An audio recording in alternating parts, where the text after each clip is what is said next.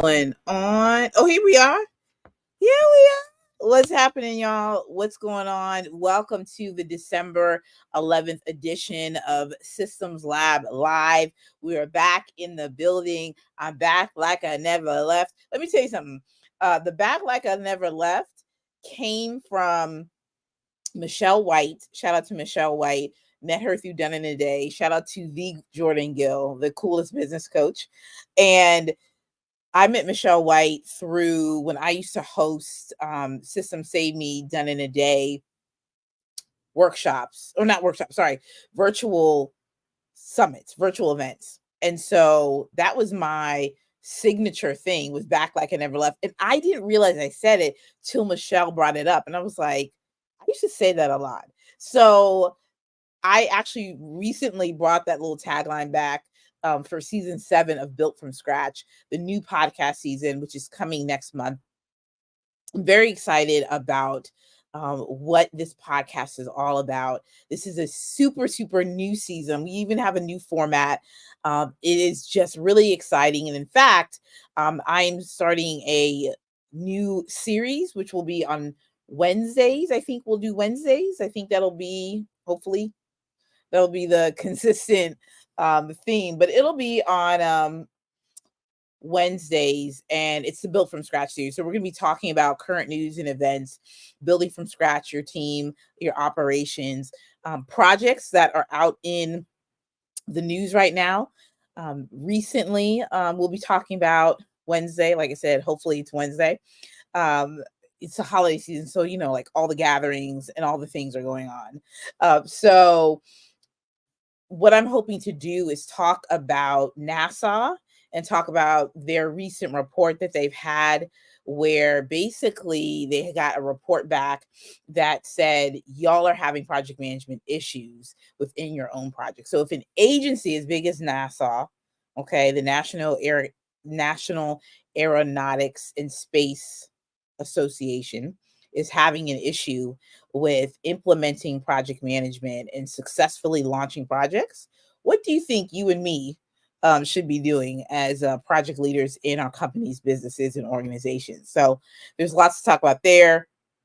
Leaders in Virginia want to build a brand new arena for the Wizards and the Capitals. And so that's a huge thing. Could you imagine being on the forefront of that type of project? So we're going to talk about, again, what does it mean to build from scratch? And for the people who are putting together a proposal, we're going to be talking about external factors, how politics gets involved, what actually could happen to derail a project before it even really gets going. So we got, excuse me. So we got a lot of really good things to talk about, but the Built from Scratch season is just what it sounds like.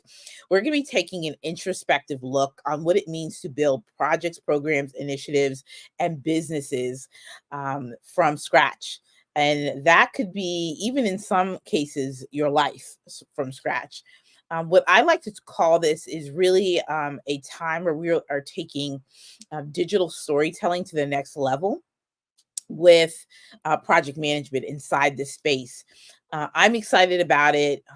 The first half of the season, it's just me and you.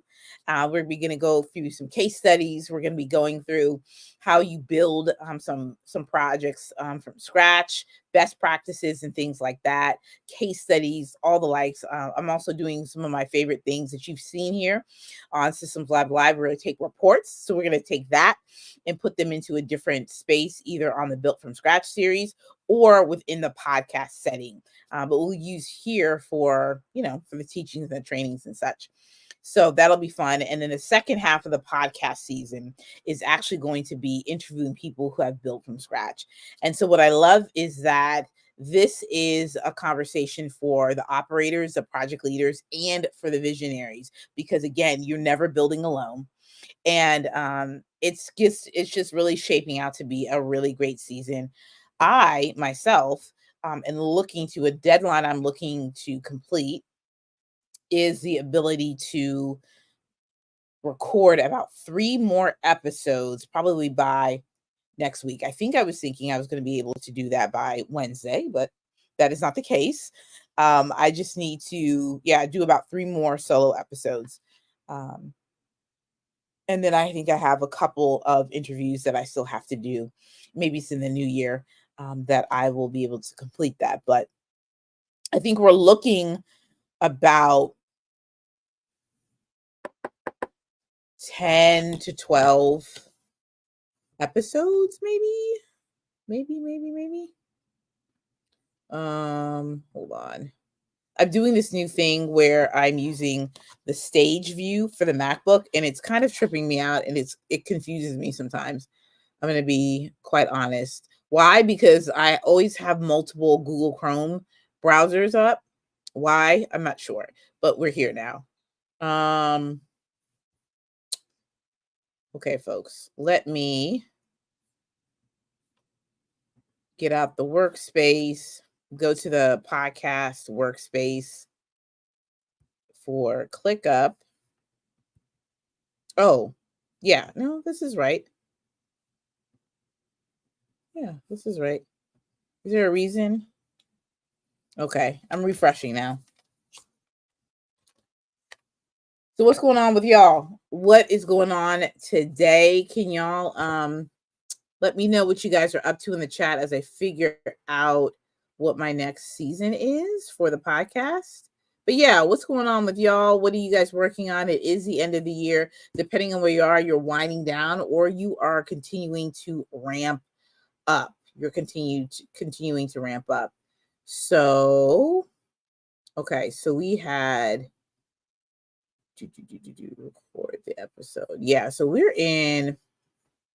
This is really cool. So we are in. I'm going to put her in the recording. She's not in post-production quite yet, but she is in. I should add this little automation that whenever a status changes from recording, I'm doing this automation on the fly. It's either from to do or ideation. And then it changes to recording.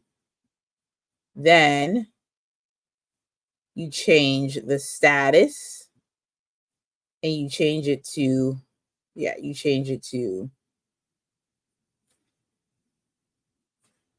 custom field. I think we're about to do the custom field.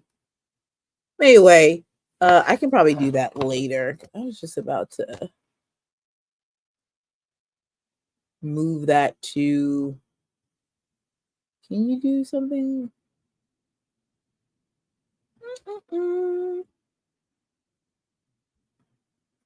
Yeah, because I just want to change the custom. You can change the custom field. Can you not do that? Set custom field. Oh, you can. Got it. That is funny. That is really funny. Okay, cool. That is too funny. Okay. That is too funny. Oops. I did not mean to do that. So I'm going to go from ideation and then I'm actually I'm going to that's not what I meant to do. Yeah. Well, no. I got it now. Okay. So anyway, that's what we got going on here today. Shout out to me winging it right here in front of y'all. But yeah, that's exactly what we're doing. If I go back to ClickUp,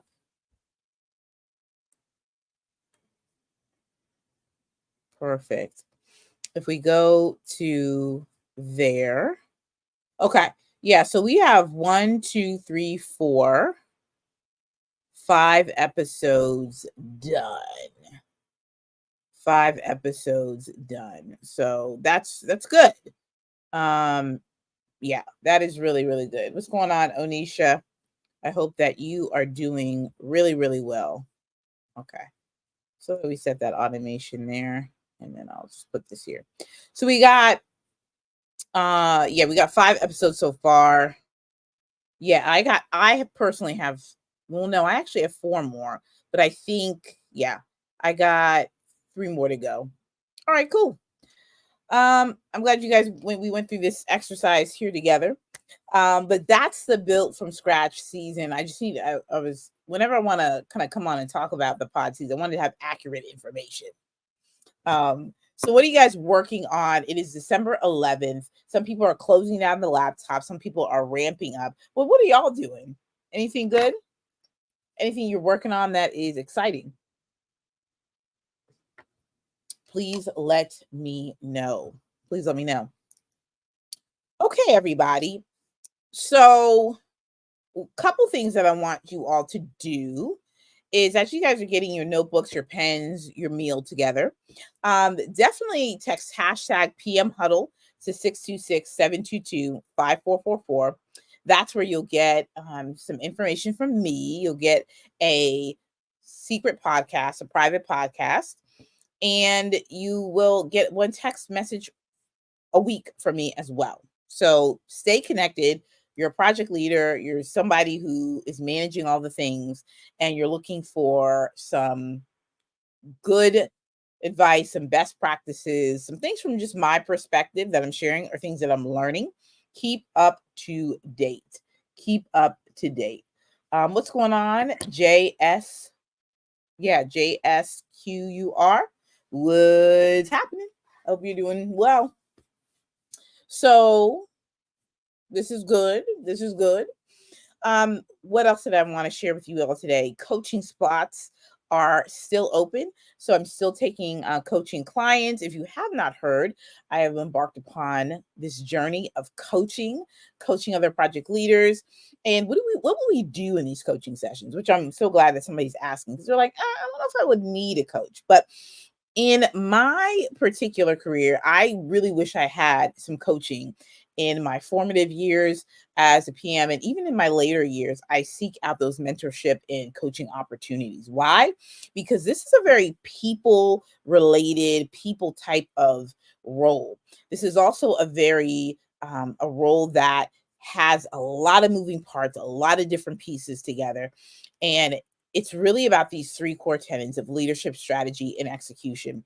Being able to evolve as a leader, being able to develop strategies that are really going to help your project move forward. And then the execution piece, really being the leader that is really helping to move the pieces of the project to get it done. So I love, coming from that LSE perspective. But there's also another framework that you'll be hearing a lot more about as I'm teaching on this platform, also in another type of platform as well, where we're going to be talking about the 9-point system for PM. So it's going to be an exciting time and opportunity to really be talking about that with you all. But yeah. It's some good stuff. So during our coaching session, we can talk about your journey as a project leader, things that you should be looking to do and to grow. You can actually, I can come coach you through a current project you're working on. If you want to do a communications plan together, if you want to work on ClickUp together, we're going to have a time. I tell you what, we're going to have a time. And there's nothing like continuing to grow and evolve personally and professionally, especially in this role. It is my true belief that the work is super complex, that it is not cookie cutter, that it is something where we all should take into account that your particular knowledge, your particular swag, the way you think about things should not be buried, and that we need your innovation, your insights, and the way in which you show up. Yeah, we need all of that in the programs, projects, and initiatives that are out there right now. This aspect of the digital first work era is really something else, where we're dealing with remote teams, we're dealing with global teams, we are hybrid, we are async, we are not async, we are figuring out how do we become efficient, In fact, I know I started to go over the Slack report, and you're going to see a little bit more of that inside of the podcast in this next season as I go through one of Slack's reports, The Future of Work. And so we're going to break that down. Each of those chapters are very short chapters, but they're very informative about where we're headed. And so I definitely want your insights into that as well. Well, boy, have we had a time so far. Tonight's topic, I think, is a really good and exciting topic that I really want to talk about for a few different reasons. Number one, I had a Instagram video that somebody that was inspired by the digital project manager community. We did managing multiple roles. And so in that, there was a question on how do you manage the conversations within stakeholders? And I thought about that question because that really got people very excited about, you know, what do we do when we have to talk to a lot of people and we have to do what we call context switching back and forth, and sometimes that drains our energy between your leadership, between team members, between clients, between engineers, between whom your audience, your community. Context switching, how do you do it? How do you do it? Because it can be something that it can be challenging, but it's something that you can overcome. It's something that you can start to put into practice. So when you have multiple stakeholders and you have to, and listen, we know we're not all nice and neat and tight and only managing one project at a time. It's always a multiple thing. So let's get things going, and let me pull up good old Good Works and look at it. But what we're talking about here today, we're talking about managing stakeholder communication. So as I bring this up, I'm going to bring this up. Hold on, let me get my Apple Pencil all ready to go. Okay. Oh, here we go. Boom. Let me choose a new color for tonight. And so we're going to talk about the 3 tips to manage stakeholder communication. So in the chat, we'd love to hear from you all about, what exactly, just in terms of the types of conversations that you're having, who are you having them with? What are some of the challenges that you are having? We have the 3 tips on,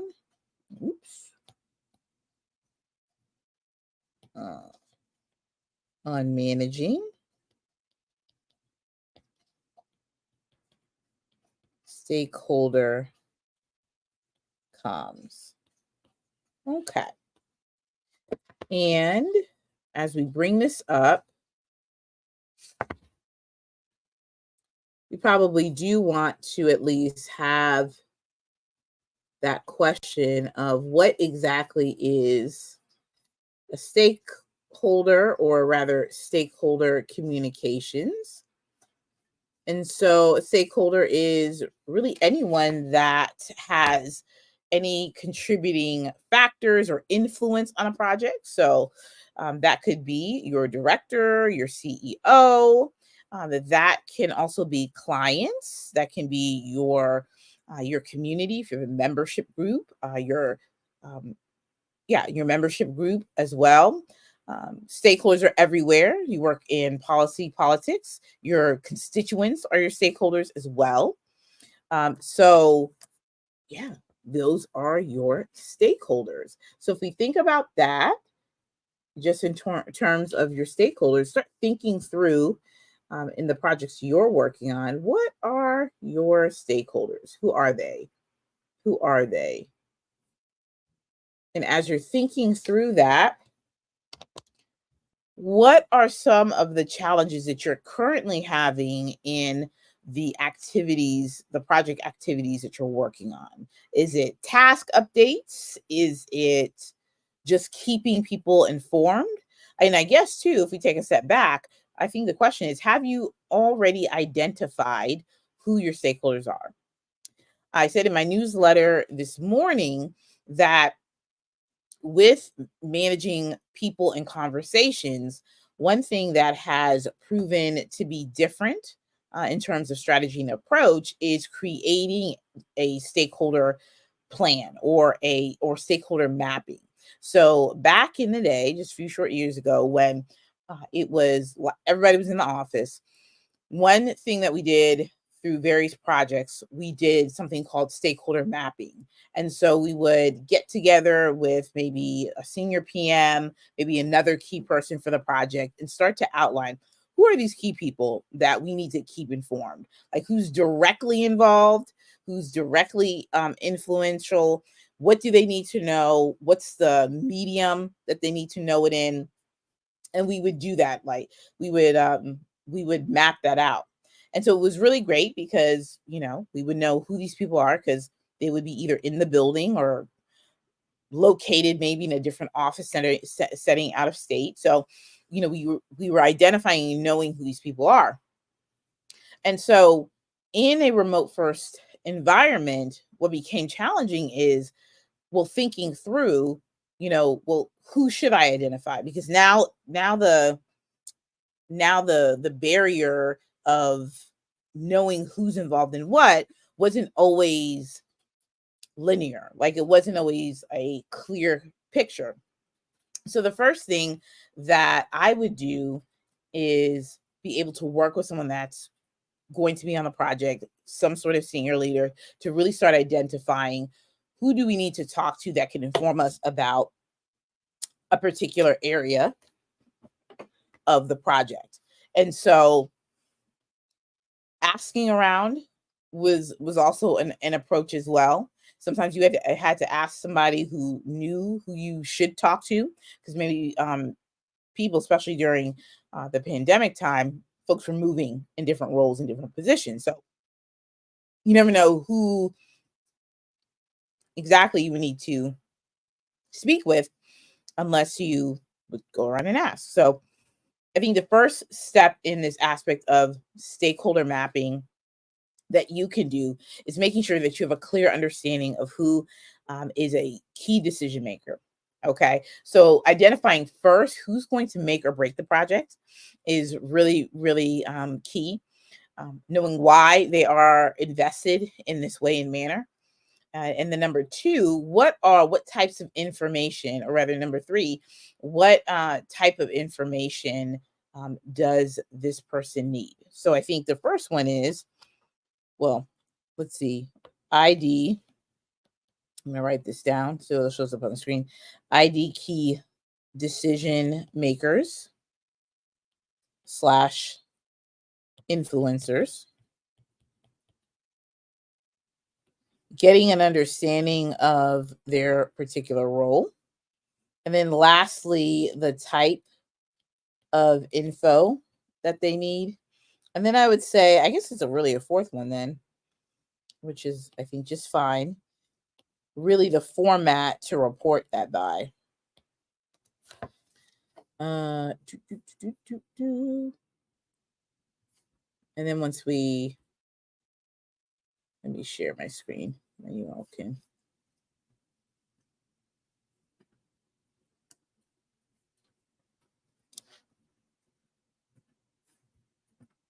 See what you guys see here.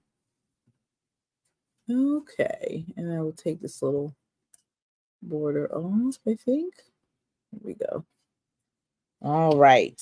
So so that's what we have here. Identifying the decision makers.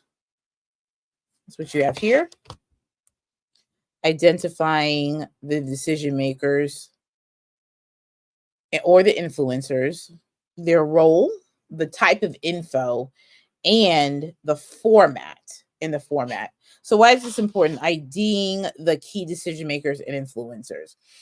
Because either they're the person who is writing the check, they're the person that has some sort of investment into the project, that they influence maybe other key decision makers of how a particular direction or the scope of the project. So making sure that you have those people early on in the process, early on, not mid, not even towards the end. You got to have these key individuals baked in the process in the beginning prior to the project kickoff, maybe doing like a pre kickoff meeting, but really getting a sense of what they understand their vision to be. Then you have the role, their particular role. So from that, that can be more of a functional role as well. The type of info, what exactly are they interested in? And that could just be a really just open conversation. What exactly are you um, interested in? And you know, knowing what their values are also really important. And then the format, how do they like to receive the information? Is it email? Do they want to be a part of meetings? Do they want you to do a one-on-one with them? This is really important. So I would suggest go ahead and set up meetings, periodic check-ins. And so that's something I said to my email list is that a strategy that has been effective is being able to schedule periodic meetings, check-ins about the project itself, especially especially since they have a role in it. But even as the project goes along and maybe their role isn't as big because maybe you have moved on to a different part of the process, still do a check-in. Just do a pulse check just to say, hey, this is what's going on, or have you heard about this, or you're welcome to come to this meeting to listen in. Just being able to keep them informed about what is going on.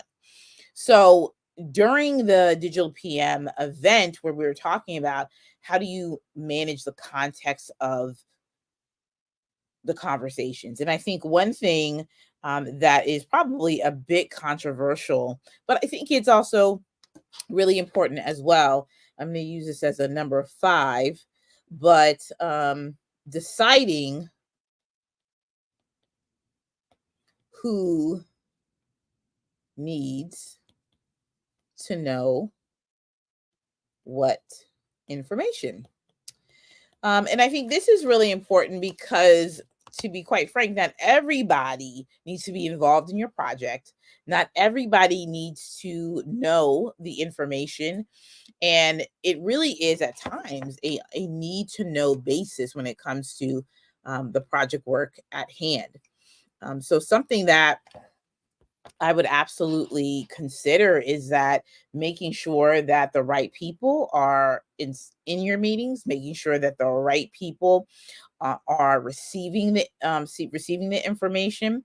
I think that is really going to help you to be really successful because having everybody CC'd and having everybody being able to be a part of every single meeting will become unproductive. You'll get extra thoughts, extra views, people that want to put a comment inside of a document that you didn't even know that they had, and all of a sudden you have to address it, right? Just because of who they are or what their role is in the process. So you're gonna have to get good at really managing and streamlining your communication. And I think this all comes back down to how well you are communicating, not if you're communicating or you need to have better communication or async communication. It is knowing how well you can communicate information. So that means that you know the who, you're identifying the what information that people need to have. And then you also use your own discernment and foresight to pull in key people at different times. So sometimes even if you may even think to yourself, man, someone would be really, really good for this level of conversation, but there may be just other stuff involved. You may be getting too much in the weeds. One thing that you can do is pull people aside, right? Pull people aside. Maybe say, you know what? Maybe I should grab a time with this individual and show them something that we're working on and get feedback that way. The issue with context switching, especially for multiple projects, is the fact that we don't have a really good sense of all the players that are involved, and also to what information needs to be distributed and when. So I want to talk about the when factor about all of this. And I think what really is the key to this is as you are monitoring deadlines and milestones and things of that nature, that's really going to help to shape when information needs to be distributed. So if you are building up to a really big milestone, that is a really good opportunity where you can inform the key stakeholders that are involved. If there are different quality assurance checks that are done, if you're shipping, as we say out in the product space, shipping a project out, a good QA process is really instrumental to really bringing in and making sure that you and your team members are really checking off the boxes. Having even a milestone meeting with a client, I think, is something that you should write in the back of your notebooks to be able to say, you know what, maybe I should do a milestone meeting. That's a perfect opportunity where you can go and have a pulse check and be able to actually really know to say, hey, am I really hitting the mark on this? Have I really hit the mark on this? And so that is something that is really good. Something for the milestone meetings and the Q and well, I just said it. I said it a little bit too early, but the quality assurance and the quality planning process. That's something that you're going to hear a little bit more about on one of the episodes of the new season of the podcast, where we talk about the mean green, which we're talking about all of the money when we talk about building from scratch in our programs and projects, why money is important. Obviously, there's an obvious element of, like, of course, Ashley, why money is important, but there is an aspect of understanding what does it mean to have a good budget strategy, and what is the cost of rework, understanding what it means to have quality planning, which is a part of the process if you're building out a product, if you are building a program or an initiative or something that you're launching. There is a process where you are really ensuring that what has been communicated for the requirements piece, uh, how that is reflected in terms of the QA process. With quality assurance and quality planning is essentially just double checking to see if what has been said at the start of the project, if those particular items are being fulfilled per milestone or even per deliverable that is being presented. What's going on? A teaspoon of salt and grace. Welcome. So the QA process, and this is a perfect example.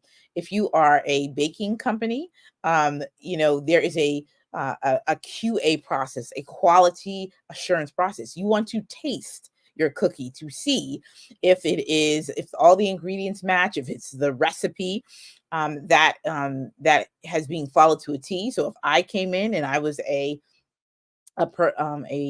baker in training, the person who is in charge of me, in charge of the orders, they would want to know, hey, we got to do a QA on these cookies, because we want to make sure that the signature cookie that is being put out there is the same. So it's all fun and games until one person can make a cookie and it tastes really good, and the others taste like baking soda. There's an issue. There's a real issue. And so that's where the QA process comes in. So when we talk about managing the stakeholder communication, deciding who needs to know and what info, there is this aspect where we talk about the QA process, where knowing who you need to talk to, the engineers, the quality assurance team, especially if you're building out a product or an app. There's definitely a QA team that's doing testing. So what does that testing look like, and be making sure that the results, yay, not everybody would need to know if the results wasn't on par, right? Only key people would need to know about that. So if you're building out a product and the QA process did not go so well, perhaps that is not something that the public needs to know about, for one. Two, you may need to go and figure out, especially when you are looking towards shipping out a particular app to your client, deciding when to tell the client, if you need to do, which you probably do, another round of testing, figuring out what's wrong, figuring out what has happened. So using that piece of deciding, knowing who needs to know what info and when do they need to know information. And so I've been in many different types of circumstances where it's just very, very plain, where, people may be inquiring about certain things, and you just want to raise up your hand and just say, hey, I'm over here. I can kind of tell you at a high level maybe what you need to know, but if there is something in particular that you need to be plugged into, then we figure out what that is. So that's a key. This is a muscle, I would say, that needs to be exercised. It's not something that comes um, really naturally all the time, but you just have to think through who needs to know what information and when, to release that information or not. So that is something just to think through that piece. So if in terms of some stakeholder mapping, some tools and some things that you can do, there's a range of things that you can do to map that out. Again, like I said, one example was a meeting, is being able to pull people together to really map out who's who. And I think, depending on if you come in the beginning or if you are dropped in the middle of a project, which is really interesting, because then you have to think through, all right, as a new leader, how am I navigating who's who and what's what, and how to navigate that. So I think if you are dropped in the middle of a project and you're expected to report up, if you're expected to know everything, that is when you have to go on your own sort of tour, so to speak, and talk to people, talk to the team members, talk to the client, talk to all the different uh, whoever is all involved, who was involved, and try to do some digging. Try to do some digging so that you can go and find the right information. I'm gonna go to this article, and this was on Readwise, and I'm just gonna double check. I wanted to see, because for this article, it was really good. Let me see. Okay. Managing expectations. Cool, cool, cool. Oh, yes, and one other thing I thought was really, really good is also knowing that the expectations of stakeholders can change over time. And this is why managing who the primary stakeholders are, the ones that have the secondary ones that have indirect impact as well, maybe some other types of SMEs or a different set of people. And so you want to be, again, that's why the identifying of who the stakeholders are really important, knowing that, and also understanding too that their particular interests and expectations may change over time. So that's why the open channels of communication, establishing the regular check-ins, matter, so that you can make sure that you're in alignment with the scope and the goals and the KPIs for that particular program, project, or initiative. So keep note of that as well.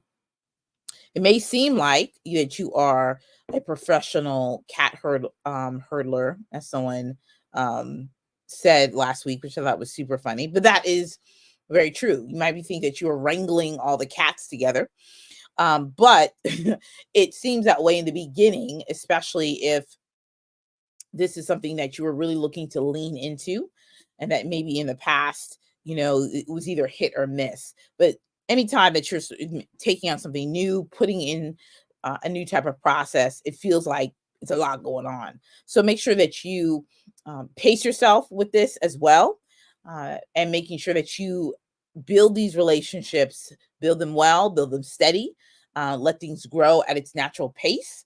But yeah, it should be fine. I think another thing to do too is just making sure that you have a good way to have a repository of information that people can be able to access, and you'll have to kind of make that determination of what that looks like, just in terms of collecting information and centralizing it as well.